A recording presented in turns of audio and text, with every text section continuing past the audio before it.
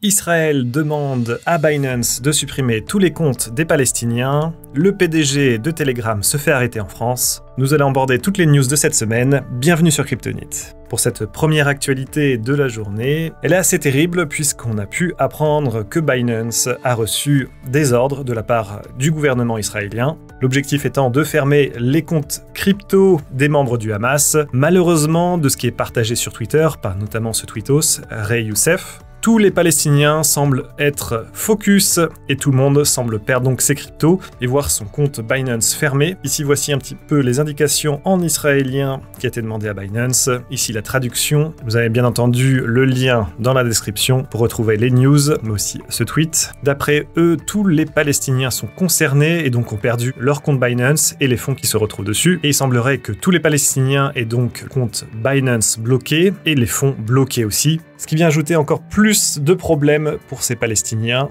qui semblent déjà avoir des difficultés pour sortir de ce conflit. Binance est depuis très critiqué par la communauté crypto, notamment sur Twitter. Je n'ai pas encore vu beaucoup de vidéos en parler, en tout cas sur la communauté FR en crypto, mais ça devrait faire un peu plus de bruit. On peut noter des choses assez intéressantes, puisque la Palestine, forcément, est un marché mineur pour Binance, et ça contribue environ 0,5% du trafic qu'il y a sur la plateforme, ce qui est vraiment tout petit. Mais il faut noter quand même que depuis août 2023, l'année dernière, eh bien, ce trafic a augmenté de 80% pour les Palestiniens. C'est sûrement une chance pour eux de mettre de l'argent de côté, pouvoir sécuriser, réaliser des transactions en dehors des systèmes bancaires plus traditionnels, surtout quand il y a un conflit de cette ampleur. Pour accéder aux cryptos, c'est une solution, mais on peut voir ici la limite des exchanges centralisés comme Binance, qui est donc en train de prendre part au conflit en prenant le côté israélien, ce qui est assez regrettable puisqu'on cherche tout de même avec les crypto-monnaies et la blockchain à être décentralisé, à permettre à tous de posséder des crypto-monnaies, de pouvoir échanger, réaliser des transactions. On sait que ça pose problème au monde traditionnel puisqu'ils vont directement cibler le terrorisme, les criminels, etc., etc.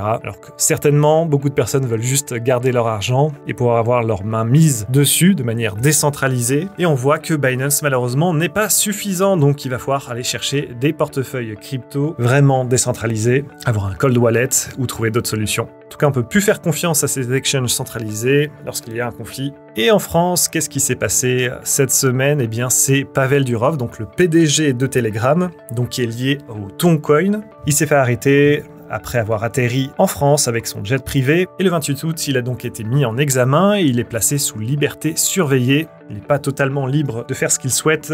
On sait que Pavel Durov a donc la nationalité française, mais il vient aussi des Émirats Arabes Unis. Forcément, ça pose des problèmes géopolitiques puisqu'il a été arrêté.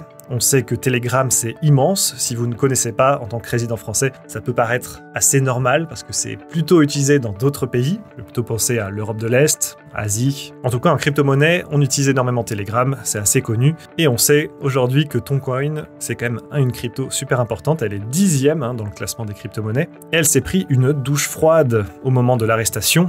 Ici, le 24 août, donc il était à 6,8$. Et au moment de l'annonce de l'arrestation de son PDG, on a chuté directement à 5,6 et même beaucoup plus bas, puisque quelques jours après, on touche les 5,1$. Cet événement fait poser beaucoup de questions sur la liberté et sur les données, car ce qui est reproché à Pavel Durov, c'est que Telegram est utilisé toujours pour des groupes terroristes, etc. Et que Telegram ne souhaite pas partager les discussions privées avec des États, des institutions, etc. Car Telegram se veut être une messagerie entièrement sécurisée et anonyme, donc vous pouvez discuter avec n'importe qui, personne ne pourra faire fuiter les données, vous pouvez créer des groupes pour discuter avec pas mal de gens. Ça pose des problèmes aux puissants de ce monde, puisqu'ils veulent avoir accès à tout, dès qu'il y a des arnaques, dès qu'il y a terrorisme, etc. On sait que Telegram, par exemple, est utilisé par les Russes, mais aussi par l'Ukraine, sur la guerre qu'il y a en cours. Et donc, donner accès à toutes ces informations pourrait être terrible pour un camp comme pour l'autre. Depuis cet événement, la France est attaquée, notamment sur le web. Il y a des sites comme le tribunal administratif de Paris, ansm.santé.fr ou même la Direction générale de la santé, ou encore la Cour de cassation qui ont été piratés. La France est donc la cible des différents pirates. Emmanuel Macron s'est même exprimé sur Twitter.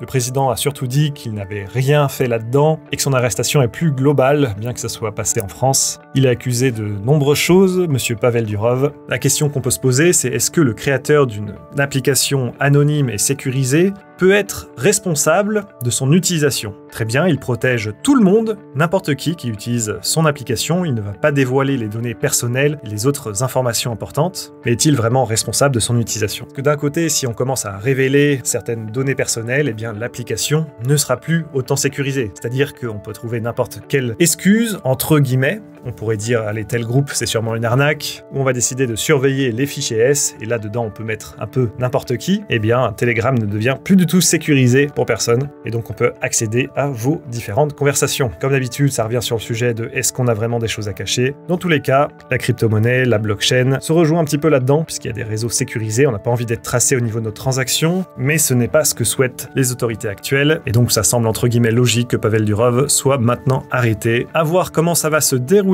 pour la suite, affaire à suivre. Du côté de la SEC, bien entendu aux États-Unis, elle fait toujours des ravages et aujourd'hui elle s'attaque au marketplace NFT en commençant par OpenSea. Alors très étonnant parce que les NFT, on n'est plus du tout dans une hype autour de ce modèle. Aujourd'hui on est vraiment plutôt tourné sur les crypto-monnaies, les meme coins, la DeFi, mais les NFT ça a totalement perdu de son charme et de sa hype et pourtant la SEC commence à s'attaquer à OpenSea. Donc bien entendu le PDG d'OpenSea, Devin Fenzer, n'est pas du tout content. Elle a fait savoir sur les réseaux sociaux, car l'agence souhaite envisager de qualifier les NFT comme des titres non enregistrés. Et ça peut poser pas mal de problèmes pour ces différentes plateformes qui vendent des NFT, qui donnent en tout cas la possibilité aux utilisateurs de les acheter, de les vendre, etc. Donc ici, on peut lire que certaines personnes sont assez choquées, car considérer les plateformes NFT comme des bourses de valeur mobilières serait juridiquement erroné et même totalement ridicule. À voir où ça va amener, mais en tout cas, la SEC n'en a pas fini. On verra avec les élections présidentielles où ça va nous mener, parce qu'il semblerait que Trump souhaite totalement changer le président de la SEC, donc Gary Gensler, alors que chez Madame Harris, ce n'est pas clair du tout encore. Il semblerait qu'elle souhaite garder Gary Gensler à la tête de la SEC. On a une news super intéressante aussi cette semaine, c'est Grayscale qui s'est intéressé à Avalanche, incroyable. Ils ont annoncé le Grayscale Avalanche Trust, qui va permettre donc aux investisseurs institutionnels accrédités de pouvoir investir sur Avalanche. Donc là, on commence à faire un premier pas sur de potentiels ETF à venir. Forcément,